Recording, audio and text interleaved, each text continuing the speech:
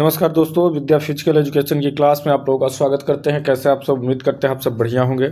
चलिए, तो जैसा कि हम पिछली क्लास में स्पोर्ट ट्रेनिंग के स्ट्रेंथ को देखा था, फिर फ्लेक्सिबिलिटी को देखा, फिर एंडोरेंस को देखा, और अब की क्लास में, पिछली क्लास में हमने फ्लेक्सिबिलिटी को देखा, और अब की क्लास में जो आज की हमारी क्लास है उसमें हम देखेंगे स्पीड के विषय में कि आखिरकार स्पीड होती क्या है। अगर मैं स्पीड की बात करूं तो स्पीड का मतलब होता है कम से कम संभावित समय में एक स्थान से दूसरे स्थान तक जाने की योग्यता को गति कहते हैं। कहने का मतलब एक स्थान है, मान लो ये कोई बच्चा है, ये कोई व्यक्ति है। अब ये व्यक्ति है, अब इसको यहाँ से यहाँ जाने में जितना कम से कम समय लगेगा वही तो इसकी स्पीड होगी। यहाँ से यहाँ आने में कम समय लगेगा, वही इसकी स्पीड होगी, वही इसकी चाल होगी।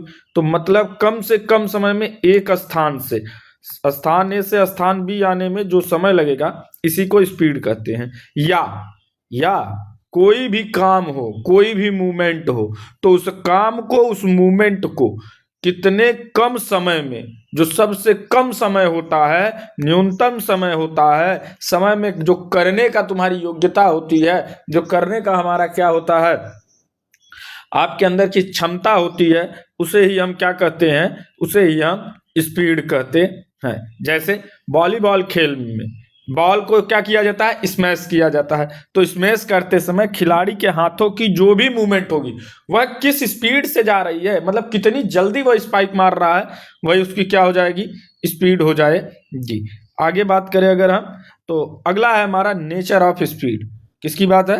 नेचर ऑफ स्पीड की, कि स्पीड किस पर डिपेंड करती है, क्या इसका नेचर होता है, क्या इसका गुण होता है। तो less trainable compare to strength and endurance. याद रखना, यह क्वेश्चन डायरेक्ट पूछा जाता है कि इनमें से कौन सा ऐसा है जिस पर ट्रेनिंग का बहुत ज्यादा प्रभाव नहीं पड़ता है। तो वह है हमारी क्या, स्पीड।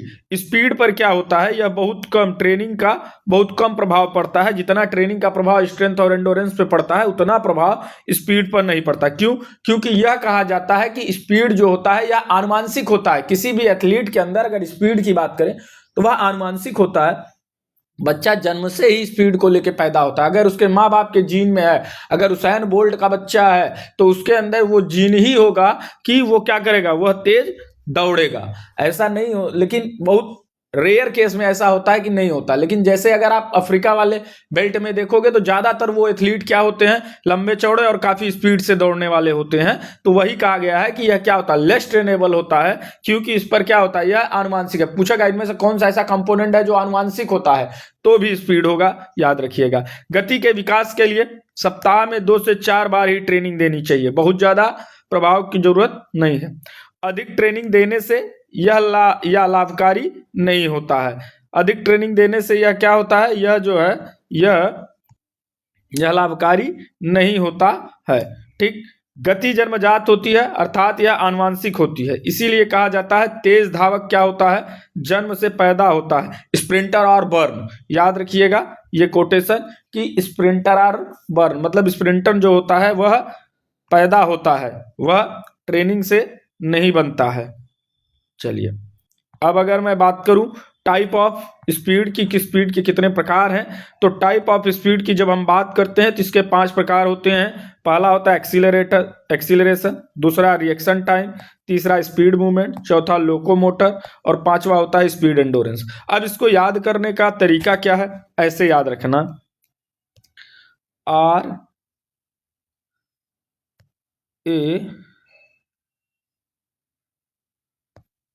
RAM, या आर से राम याद रखना। क्या याद रखना? राम, RA से, ठीक है, लक्ष्मण और शत्रुघ्न, राम, लक्ष्मण और शत्रुघ्न, ठीक है। तो ऐसे याद रखना, या आप इसको ऐसे भी याद रख सकते हो, RAM। क्या? RAM, राम, L से लक्ष्मण, S से स्पीड। देखो, R से रिएक्शन टाइम, A से एक्सीलरेशन टाइम, M से मूवमेंट ऑफ स्पीड या स्पीड ऑफ मूवमेंट या मूवमेंट ऑफ स्पीड, और L से आपका लोकोमोटर स्पीड, और S से हो जाएगा आपका स्पीड एंडोरेंस। तो याद रखना राम, लक्ष्मण, ठीक है। राम लक्ष्मण, राम क्या किए, राम और लक्ष्मण को कौन, शत्रुघ्न, राम लक्ष्मण और शत्रुघ्न। तो केवल 3 चीज याद रखना, राम लक्ष्मण और शत्रुघ्न, राम लक्ष्मण और शत्रुघ्न, ठीक। तो राम लक्ष्मण और शत्रुघ्न, तो राम से RAM, राम से हो गया तुम्हारा रिएक्शन टाइम, ए से एक्सीलरेशन टाइम, एम से movement time, speed of movement, ठीक है, राम। और उसके बाद एल से हो गया लोकोमोटर स्पीड, और उसके बाद में एस से हो गया स्पीड एंडोरेंस। अब स्पीड एंडोरेंस जानते ही हो, थकान के स्थिति में भी अगर आप कोई काम कर रहे हो, चल रहे हो, फिर रहे हो, दौड़ रहे हो, तो वह स्पीड एंडोरेंस होता है। इसी प्रकार से एक्सीलरेशन क्या होता है, 0 टू हीरो, मंद गति से या फिर विराम अवस्था से अपनी मैक्सिमम स्पीड को प्राप्त करने की जो अवस्था होती है वह होता है एक्सीलरेशन स्पीड। रिएक्शन स्पीड की बात होती है किसी भी मूवमेंट या किसी भी संकेत के प्रति आप कितना क्विक उसके प्रति क्या कर रहे हो, जवाब दे रहे हो, या क्विक रिएक्शन कर रहे हो, कितना क्विक जो है प्रतिक्रिया कर रहे हो, कितना क्विक जो है, कितनी जल्दी जो है आप उस काम को कर रहे हो। जैसे कि अब यह भी 2 प्रकार की होती है, ठीक है ना। तो आगे इस पे भी चर्चा हम करेंगे। चलिए आगे अगर हम बात करें आप लोगों से, तो अगला हमारा क्या है, रिएक्शन एबिलिटी, ठीक है। अब पहला है रिएक्शन एबिलिटी। रिएक्शन एबिलिटी क्या होता है, मैंने बताया कोई भी संकेत हो तो उस संकेत या किसी भी साइन के साथ शीघ्रता से प्रक्रिया करने की योग्यता को हम क्या कहते हैं, प्रतिक्रिया योग्यता कहते हैं, रिएक्शन एबिलिटी कहते हैं। कहने का मतलब यह है कि जैसे मान लो अब आप क्या कर रहे हो, आप जो है मैच खेल रहे हो, अब मैच खेलते समय या दौड़ना है तो आपको पता है कि आपको सीटी बजेगी और आपको तुरंत दौड़ देना है, या गन फायर होगा आपको दौड़ देना है। तो जैसे ही गन फायर होगा आप उस गन फायर के खिलाफ आप कितनी जल्दी दौड़ रहे हो, कितना क्विक दौड़ रहे हो, वो होता है, ठीक है। अब यह भी 2 प्रकार की होती, एक सिंपल रिएक्शन होता है जिसको हम सरल योग्यता कहते हैं, दूसरा कॉम्प्लेक्स होता है। सरल योग्यता कहने का मतलब यह पहले से निर्धारित होती है, हमको पता होता है क्या होगा। लेकिन कॉम्प्लेक्स की बात करते हैं तो यह हमको पता नहीं होता है, जैसे सामने रिएक्शन होगा उसी तुरंत हम क्या करेंगे, उसको प्रति हम क्या करेंगे, अपना मूवमेंट बदल देंगे या अपना मूवमेंट कर देंगे। जैसे अगर 100 मीटर स्प्रिंटर में गन की जब आवाज आती है तो उसे पता है कि गन की आवाज होगी, और जैसे ही गन की आवाज होती है वह क्या होता है, वह तुरंत भागता है। तो अनुक्रिया के मध्य समय की प्रतिक्रिया कहते हैं, अर्थात प्रतिक्रिया योग्यता किसी कार्य अथवा संकेत के प्रति तत्काल रूप से प्रतिक्रिया व्यक्त करने की योग्यता है। खेलों में संकेत कई प्रकार के हो सकते हैं, जैसे दृश्य, स्पर्श और श्रव्य आदि प्रकार के। अब यही 2 प्रकार का होता है, सिंपल रिएक्शन और मैंने बताया कॉम्प्लेक्स। सिंपल में पूर्व निर्धारित हो, मतलब जो 100 मीटर स्प्रिंटर है वो जानता है सीटी बजेगा तब हमको दौड़ना है। लेकिन अगर आप क्रिकेट मैच खेल रहे हो, टेनिस खेल रहे हो, बैडमिंटन खेल रहे हो, तो आपको ये पता नहीं है कि बॉल कौन सी आएगी, शटल कहाँ आएगी, उसके प्रति आप जो तुरंत जो है रिएक्शन दे रहे हो वह हो जाता है आपका, जहां पूर्व निर्धारित नहीं होता वह होता है आपका क्या, रिएक्शन एबिलिटी, ठीक। उसके बाद में अब मैं अगर बात करूं आप लोगों से, तो अगला होता है आपका एक्सीलरेशन एबिलिटी, ठीक। एक्सीलरेशन एबिलिटी मैंने बताया 0 से हीरो तक पहुंचना, मतलब कहने का यह है कि अपने मंद स्पीड से या विराम अवस्था से क्या करना, अपने मैक्सिमम स्पीड को प्राप्त करना ही क्या कहलाता है, यही कहलाता है आपका एक्सीलरेशन। यह विराम अवस्था से अथवा मंद गति की अवस्था से अधिकतम गति प्राप्त करने की योग्यता है। सामान्यतः तेज धावक 4 से 6 सेकंड के अंदर ही अपनी अधिकतम गति पा लेते हैं। कितने देर के अंदर, 4 से 6 सेकंड के अंदर ही। यह योग्यता मुख्यतः किस पर डिपेंड करती है, विस्फोटक शक्ति टेक्निक अथवा फ्लेक्सिबिलिटी पर निर्भर करती है। इसकी इंटेंसिटी कितनी होती है, तो 90 से 100%। एक्सीलरेशन की इंटेंसिटी 90 to 100% होती है। उदाहरण sprint race, hockey, football, gymnastic, ये सारी चीजें होती हैं। अपने अधिकतम स्पीड तक आप पहुंच जाते हो। उसके बाद बात करते हैं मूवमेंट स्पीड। अब मूवमेंट ऑफ स्पीड क्या होता है, तो मूवमेंट स्पीड होता है या किसी गतिविधि को न्यूनतम समय में निष्पादित या समाप्त करने की योग्यता, अथवा एक साइकिल को पूरा करने में जितना समय लगेगा। मान लो ये साइकिल है, तो अब इसको करने में जितना कम समय आपने किया वही क्या हो गया, वही मूवमेंट ऑफ स्पीड हो गई। किसी भी काम को कर रहे हो तो आप उस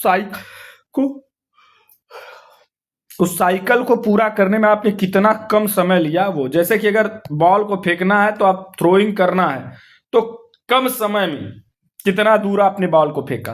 जंप है, कितने कम समय में आपने जंप किया। हर्डल जंप है, आपने कितने समय में हर्डल जो है क्रॉस किया। तो ये सब क्या है, यह होता है आपका मूवमेंट ऑफ स्पीड। क्या होता है, मूवमेंट ऑफ स्पीड होता है।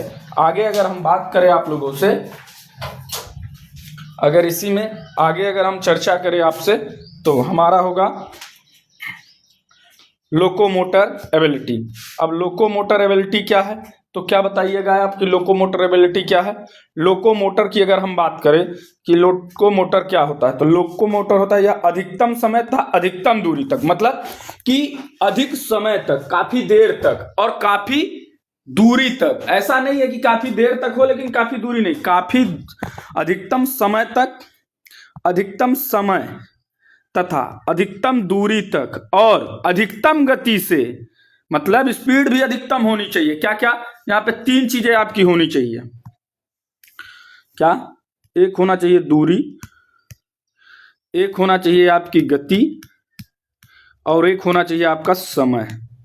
तो अधिकतम दूरी, अधिकतम गति और अधिकतम समय को बनाए के रहे, मतलब कि अधिकतम समय में अधिकतम दूरी को अधिकतम गति से बनाए रखने की जो योग्यता होती है उसी को हम लोकोमोटर एबिलिटी कहते हैं। यह योग्यता कुछ ही खेलों या इवेंट में होती है, बाकी में नहीं। जैसे 100 मीटर की दौड़, तो 100 मीटर में आप स्पीड जब तक आप कंप्लीट करें, मतलब एक ही स्पीड से आप भाग रहे हो, अधिकतम अपनी फुल स्पीड से आप बनाए हो। 200 metre, 400 metre race, speed skating, hockey, इसमें इंटेंसिटी 99 से 100% होती है, याद रखना, लोकोमोटर एबिलिटी में। उसके बाद बात करें अगर हम, तो आपका होता है स्पीड एंडोरेंस। स्पीड एंडोरेंस क्या होता है, वही मैंने बताया, थकान के स्थिति में भी गति से दौड़ने की योग्यता को सहन शक्ति कहते हैं, मतलब स्पीड एंडोरेंस कहते हैं, गति सहनशीलता कहते हैं। जैसे 100 मीटर में कोई रेपिटेशन लगाना हो तो।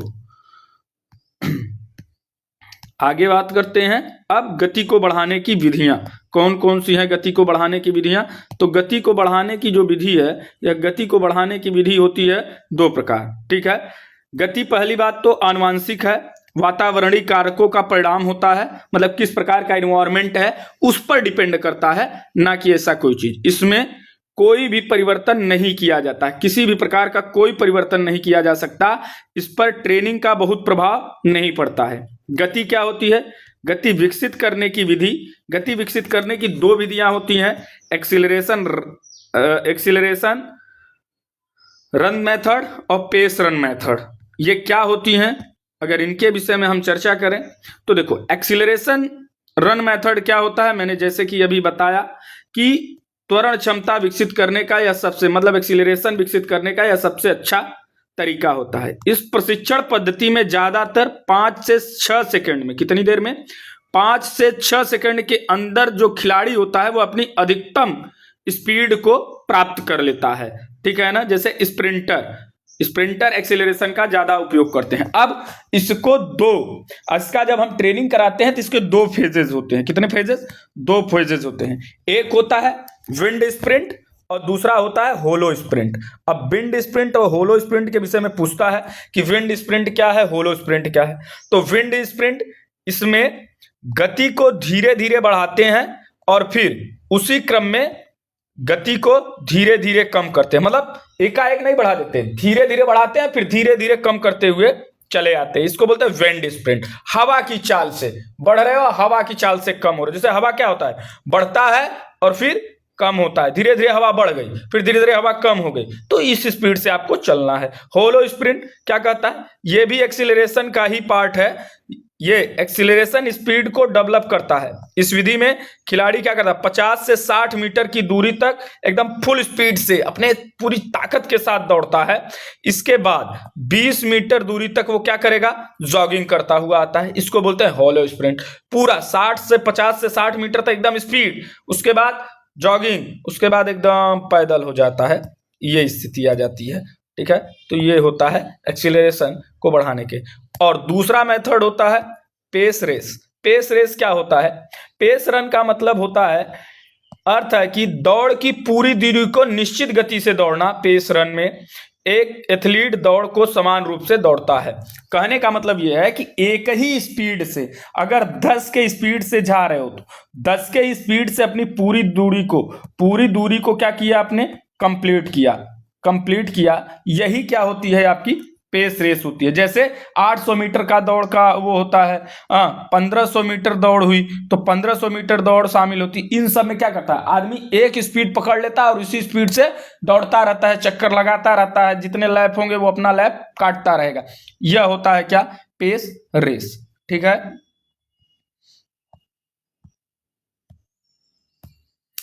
आगे अब बात करेंगे कोऑर्डिनेशन एबिलिटी पे। लेकिन कोऑर्डिनेशन एबिलिटी की बात करें तो कोऑर्डिनेशन एबिलिटी क्या है, तो कोऑर्डिनेशन एबिलिटी मतलब समन्वय योग्यता। इस पे चर्चा हम अगली क्लास में करेंगे। ठीक है, तो आज हम यहीं तक रखेंगे, कल हम इस पे बात करेंगे कोऑर्डिनेशन एबिलिटी पे, तो परेशान होने की जरूरत नहीं है। ठीक है, चलिए, तो आज की क्लास को यहीं रखते हैं। अगर आप नए हैं तो विद्या फिजिकल एजुकेशन चैनल को सब्सक्राइब कर लें, वीडियो को लाइक कर दें, ज़्यादा से ज़्यादा लोगों तक पहुंचाएं, जिससे ज़्यादा से ज़्यादा लोग जब जुड़ जाएंगे तब अगर आप लोग बोलेंगे तो हम प्रैक्टिस भी इस पर करवाएंगे हर टॉपिक से, और उसके बाद मिसलेनियस प्रैक्टिस भी करवाएंगे। अगर आप यूपी टीजीटी की तैयारी कर रहे हो, आप एनबीएस की कर रहे हो, केबीएस की कर रहे हो, एमआरएस की कर रहे हो, या आगामी किसी एग्जाम की तैयारी कर रहे हो, तो आप जो है इस चैनल को सब्सक्राइब कर लें। इस पे आपको फ्री ऑफ कॉस्ट में सारे कंटेंट मिलेंगे। आपको थ्योरी से लेके आपको ऑब्जेक्टिव क्वेश्चंस भी यहाँ पे मिलेंगे। तो चलिए मिलते हैं आपको नेक्स्ट वीडियो में, तब तक के लिए लेते हैं विदा। जय हिंद, जय भारत।